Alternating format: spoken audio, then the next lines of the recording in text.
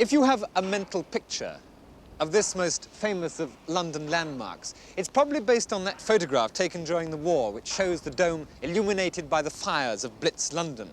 It's very unlikely that you ever think of St. Paul's looking quite like that, because never in its history has the building looked quite as it looks today.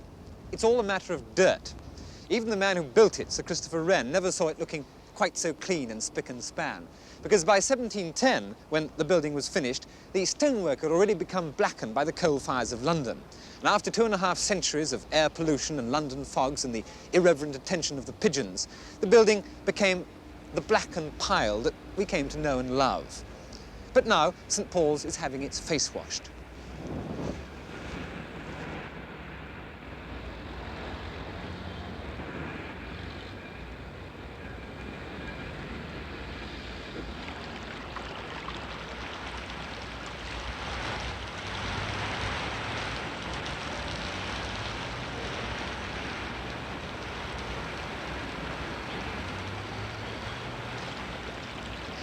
Mr. Paget, did you ever have any doubts about the wisdom of cleaning the cathedral?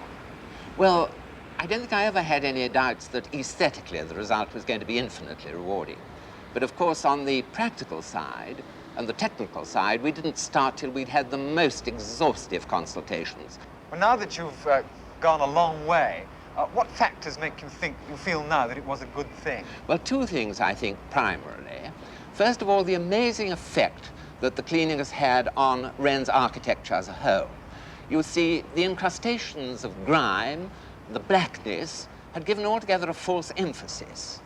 And by removing the blackness, getting back to what Wren originally designed, we see quite a different building, much more graceful and much lighter in effect, slighter, slimmer, and that, I think, has been well worthwhile.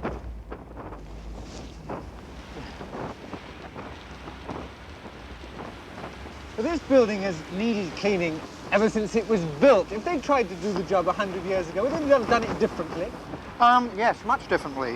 When I came into the game in 1946, I found then they were cleaning with buckets of water and coke. Any coke we could find in the cellar, we used to rub the dirt off with that way. So you can imagine it would have taken them nearly 100 years to clean this building at that rate.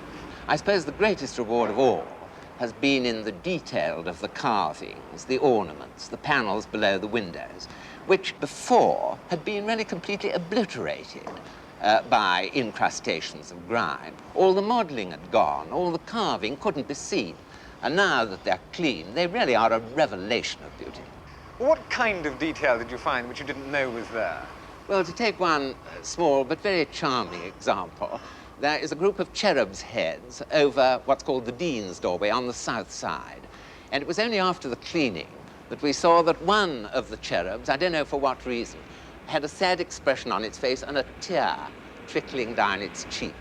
We have a compressor on the ground, and this brings us up air to air gun.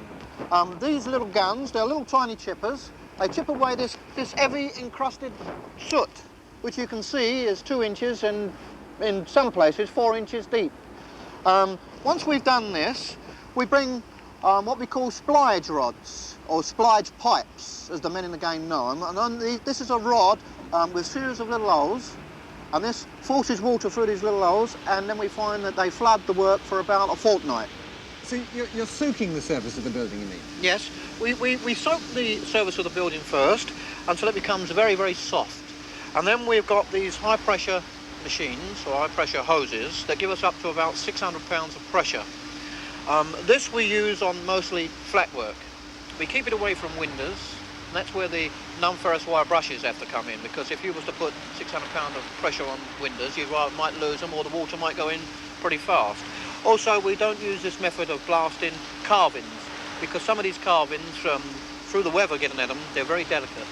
So we feel that we mustn't destroy anything. We're here to keep the beauty, so we keep it off there, and we gently wire brush those or scrape those carvings off. Don't the men get soaking wet working up there? No.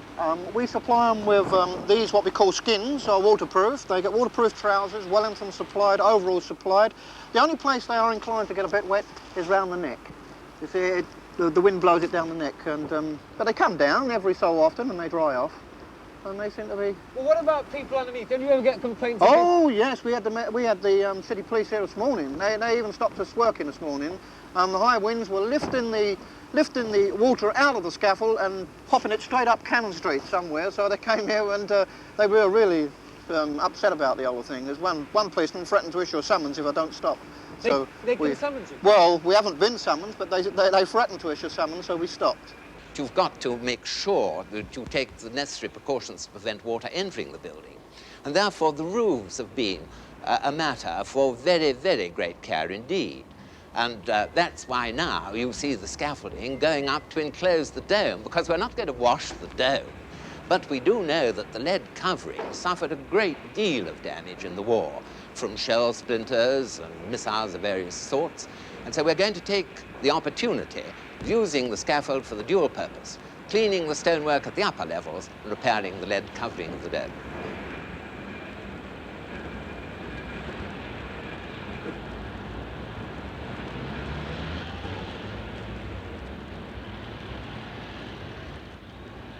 Well, what about the scaffolders? Don't they get pretty wet from all your... Yes, sometimes we have a little bit of bother with the scaffolders, but usually we muck in with one another. If they say, look, we can't work here while the water's on, then we switch the water off and allow them to work, because their job must come first for us to get onto. So we stop and allow them to carry on. By the end of 1966, the golden cross and ball up on top of the lantern will have been freshly re-gilded, the last of the scaffolding will be down and the facelift will be complete. Will St Paul's keep its clean, elegant look?